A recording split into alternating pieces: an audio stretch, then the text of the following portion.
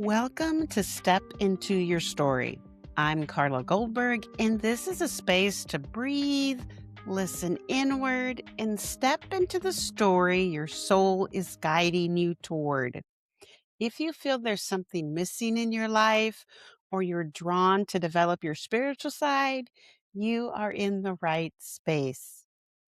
This is episode 5 of a 5-part series where we've been looking at how to fill that empty space inside that keeps calling out to you and really determine what it is it's trying to say.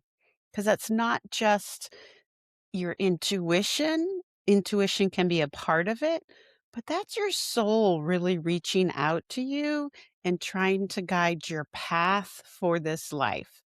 So, before we get started, I want to review because we've gone over a lot of information in the last 4 episodes. So, I'm going to do a real quick review in case you missed one of the episodes.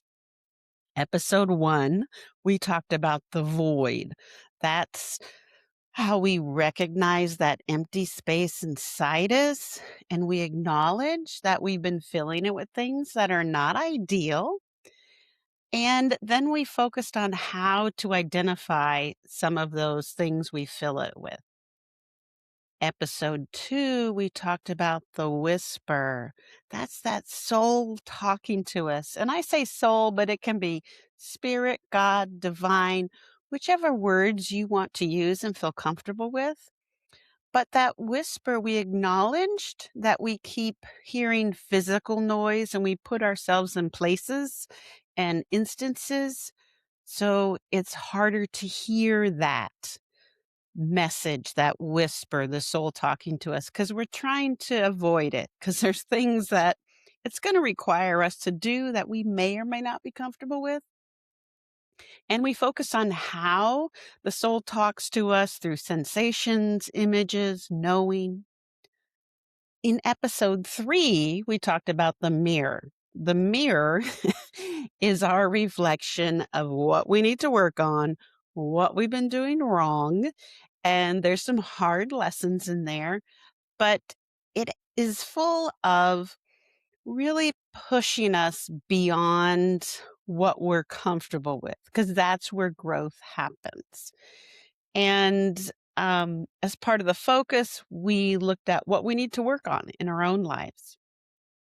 Then we went on to episode 4, which talked about the flame.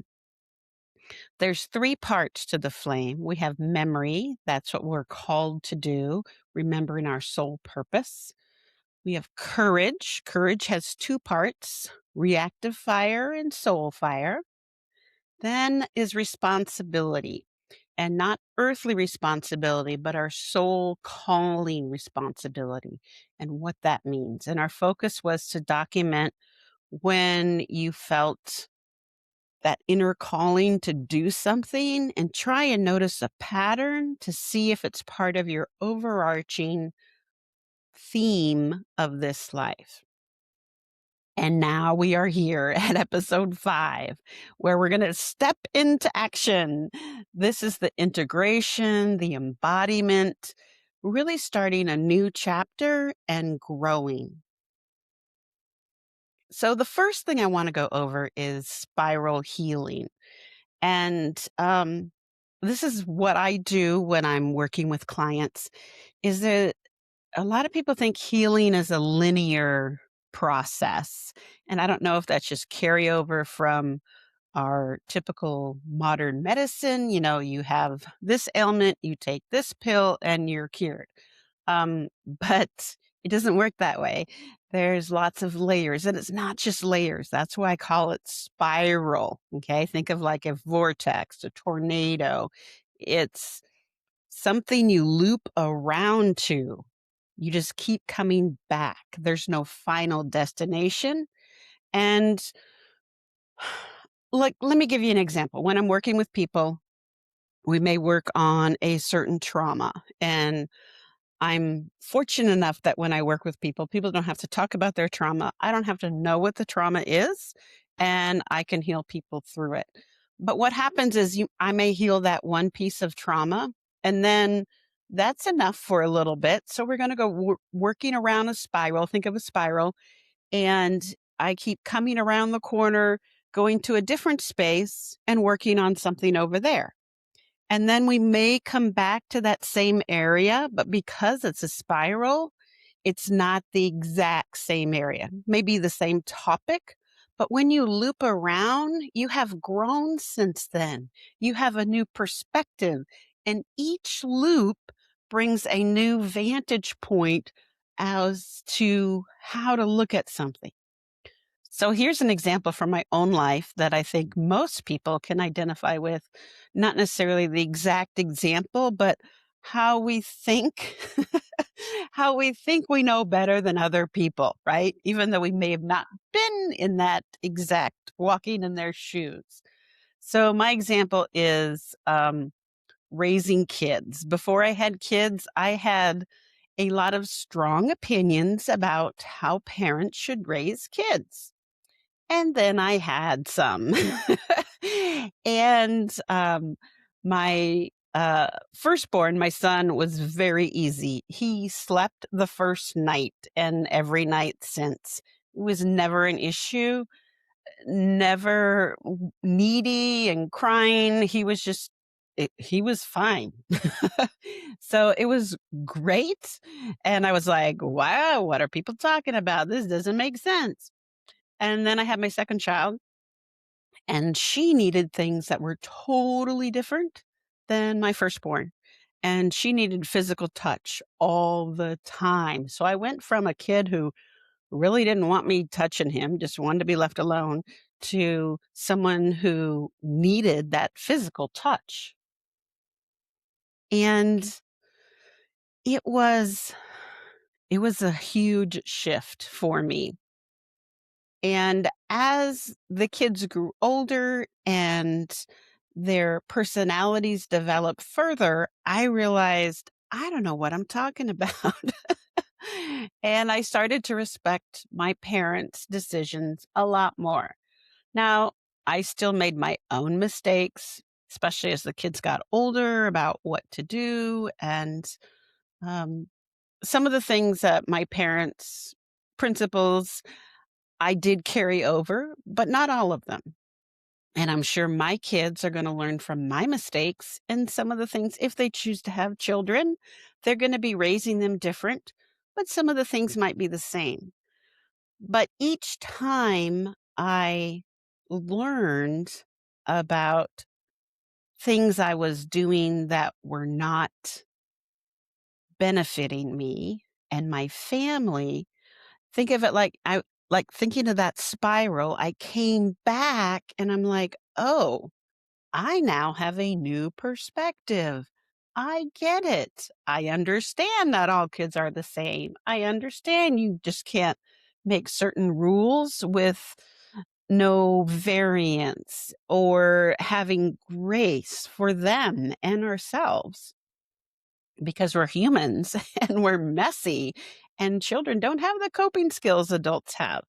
So, um, it's a process that I will be forever on this earth learning how to work with my kids as they now become adults and things happen.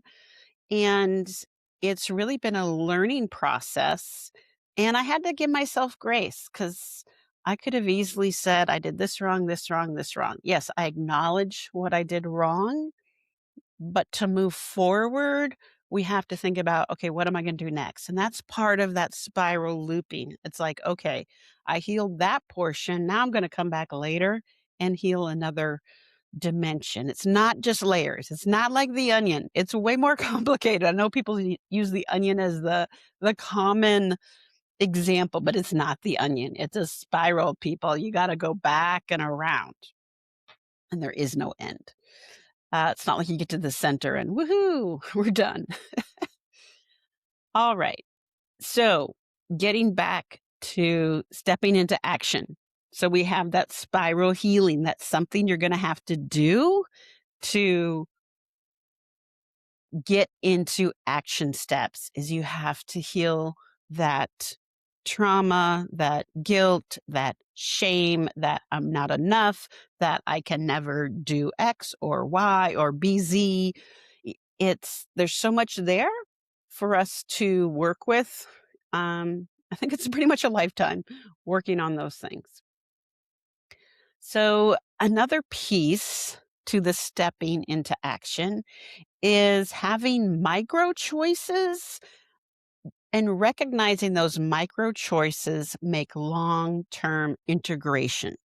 So, when you think about a spiritual practice and micro choices you can make, it can be simply making a choice one day. If you don't meditate, maybe tomorrow, when you wake up before you start your day, you just have something small.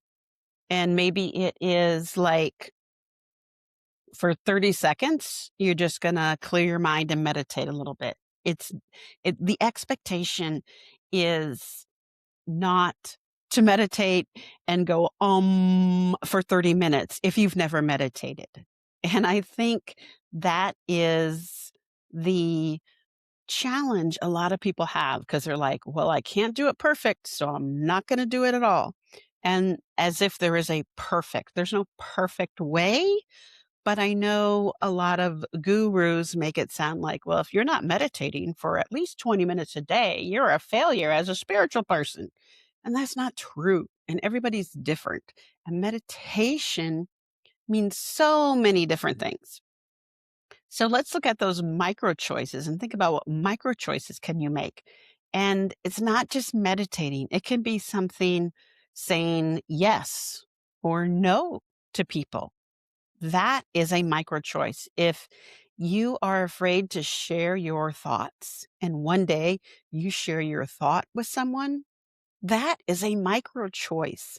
It doesn't mean you're sharing your thoughts to everyone all the time, every day, but you're making a micro choice forward. Think about a little step moving forward, how you start your morning, thinking about intention, like, this is what I want to do today. This is how I want to feel. Those are all things that are small little steps that we can make that move the needle forward. And some of the other examples is if someone reacts to something, how you respond is a micro choice. And some of these are harder to do in the moment, right? So if you're not doing them when you're calm, you're probably not going to do them when things get heated. So start practicing when you're calm and things are nice. Um, Another thing that can help you make those mi- micro steps is to acknowledge that there's a knowing that's in your soul, that intuition, that truth. And you don't have to have facts for every single thing before you make a choice. Because part of learning to tap into who you are in your story is recognizing that intuition and validating it by following up. And when you get those prompts, no matter how small, to follow them and don't think you have to have 100% facts because that's an unrealistic expectation that we humans put on ourselves. Okay. So let's talk a little bit about how to embody your soul story in real life context. So here's what I'm talking about. So relationships. Yeah. Bomb, bomb, bomb. Relationships are the hardest, in my opinion. So speaking truth instead of fear, setting boundaries that honor your energy. A lot of people, we talk about setting boundaries with other people, but we're not thinking about the energy as a piece of that. If you are with someone who drains you all the time, you need some space from that person. And you need to recognize that and figure out how to make micro steps towards that. You want to listen to your soul story. And a lot of times, people who irritate us, who trigger us, it has nothing to do with them. They're holding up a mirror and we're seeing ourselves in that. When you have people that annoy you, there's something that is a lesson for you to learn. And let's talk about work and purpose. I really want to challenge you to bring intuition into decision making. And that kind of goes back to having all the facts, right? We're not going to have all the facts. If you wait to have all the facts have changed, right? Especially at work. So many different dynamics and sales and profits and numbers. So I want you to think about how to bring intuition into that and letting your values guide your leadership or your creativity, depending what type of business setting you're in your job. But really thinking about your job as because you're there for most of us are there for at least 8 hours a day. And that's an extension of us. And if what we're doing isn't aligning, I'm not saying you need to quit your job. I'm saying, how can you bring more of your natural alignment into your work? And, it's back to those micro steps, right? If you're having problems saying what you need at work, maybe one day you go in and say one small thing, even if it would be really nice if I had a keyboard where the S key doesn't stick, right? It can be something that simple. That is part of moving forward. And notice when your your soul story might need a shift or reshape or a pivot with your career path. That does happen. I'm not saying you need to, but just be open to seeing that. That's all I'm asking. Just open to seeing. And the other part we're going to talk about in terms of our real life incorporating what we've learned over these last 4 episodes is creativity and expression, letting your voice, your art, your music, your writing, your social media, however you are creative, letting that piece come out that speaks to your soul. Not what gets the most likes and the most numbers and the algorithms and the AI. Speak from your heart and what it is you are called to do, because that is where you're going to get the numbers that are true, the numbers, the followers that are totally agreeing with you and in alignment with where you want to be. Do you really want followers that are from a totally different viewpoint that are then going to turn into trolls? No. So it's not just numbers, it's the quality of those numbers. And think about creating from alignment instead of obligation when you're being creative. And what does that look like? And it's going to be different for everybody. And that could be a whole podcast in and of itself. So, our fourth piece is the courage to walk differently. And I have an example of this of when I went to Maui with a group of ladies and we were doing some earth healing. And there were some people in the group that were very vocal. When I say very vocal, I mean like yowza vocal. You know who they are. Um, and I had to wow, okay. I can feel the I can feel the emotions coming through. So I still have some things I need to deal with this. I thought I dealt with a lot of it, which I have, but there's still some there. So what happened was I felt like I had to make myself small because those people were so loud and big and their energy was just huge.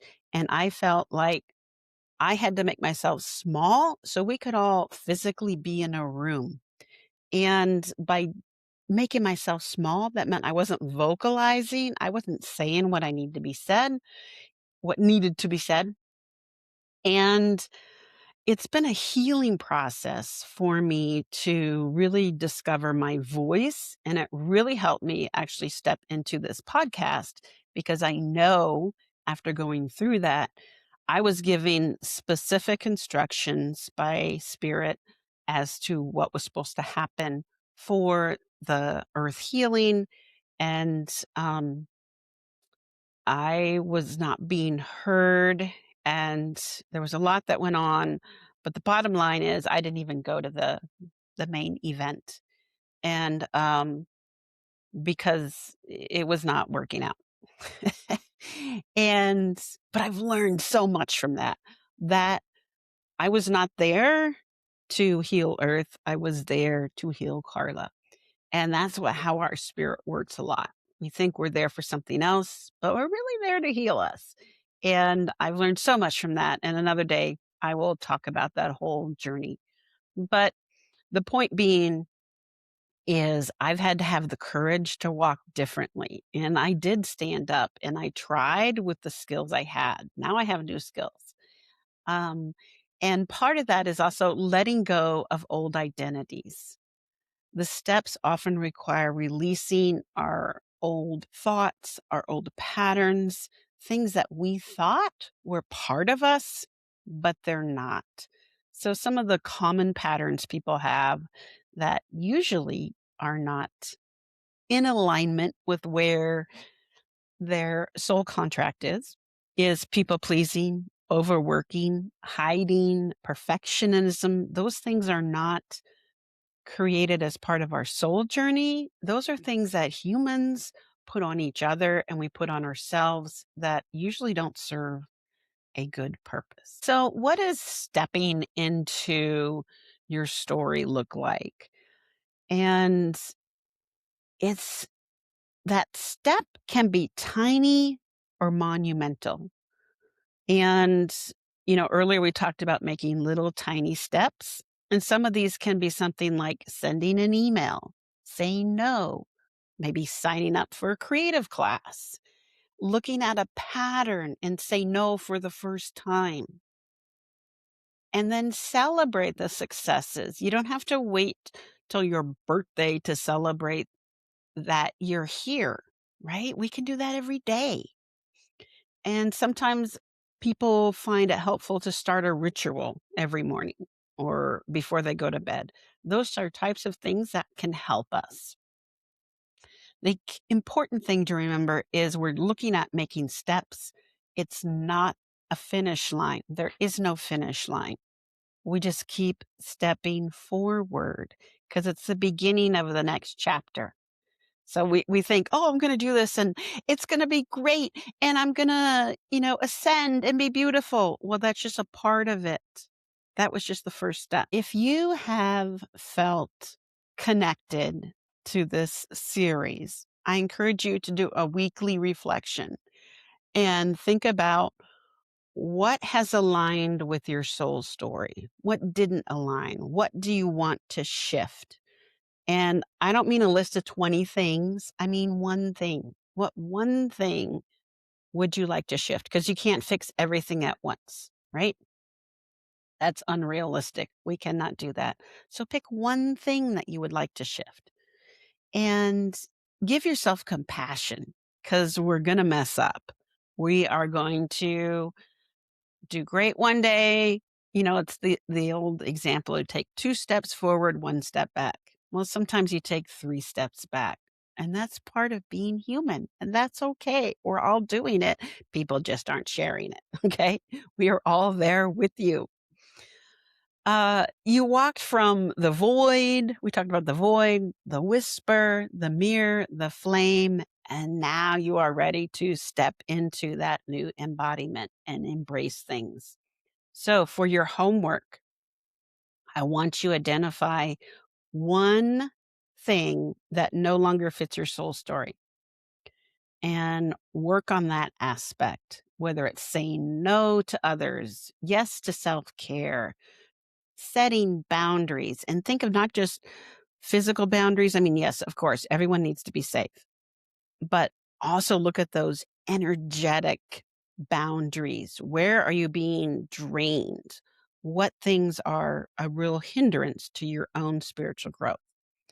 And what things do we need to let go of? A lot of times, those patterns are really things to let go of, and you're the one that keeps holding on to them. I'm the one that keeps holding on. We need to let those go. So, even though this is the final episode in our 5-part series, I'm going to continue this podcast, and I would love to know what type of topics you want to hear.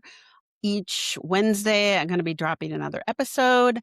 And in the future, I'm looking at developing an online community, not Facebook, like a real separate community. And I'm looking at monthly virtual healings, a place to gather like minded people.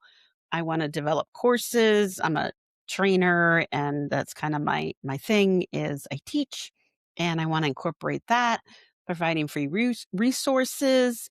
And initially, it'll be a not paid thing, and then if it grows to something bigger, I might do a fee. We'll see how it goes. And, I can do behind the scenes, virtual healings, world healings.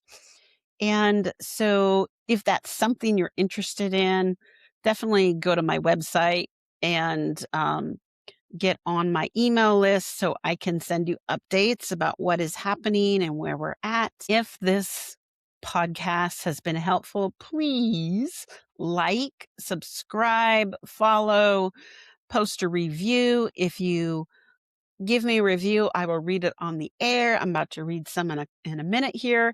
And it really helps the algorithm. And the reason I say this is because I know more people are just like you, and this message will be helpful, but we need to get it out to them, right? So please help with that. And I'm going to read some reviews. All right. Here is a review from Katie B63. I love you, Katie. I happen to know who this person is. She told me she wrote a review. Anyway, here's what she says. Your content was very relatable for where I am as a woman, a wife, and a mother. I find myself reclaiming the parts of me that fractaled off along the way. Wow. That is so cool. She didn't write that part. Okay, back to the review. Thank you for starting this conversation. I will be back for more. Katie, thank you so much. And that's exactly the people I want to help. When we feel that piece of us that has gone off and away, I want to help you bring it back. The next review is from Nika O. Storm. And Nika O. Storm gave me 5 stars. And the comment is articulate and supportive for those of us seeking answers, that there is more to life than what meets the eye. Thank you, Carla, for walking this journey with us. Thank you so much. I love helping people. It's part of my mission work and what I'm supposed to be doing. And thank you from the bottom of my heart. Again, if this was helpful, please like, subscribe, share, get the word out, because we can all make this a better place for each other and ourselves.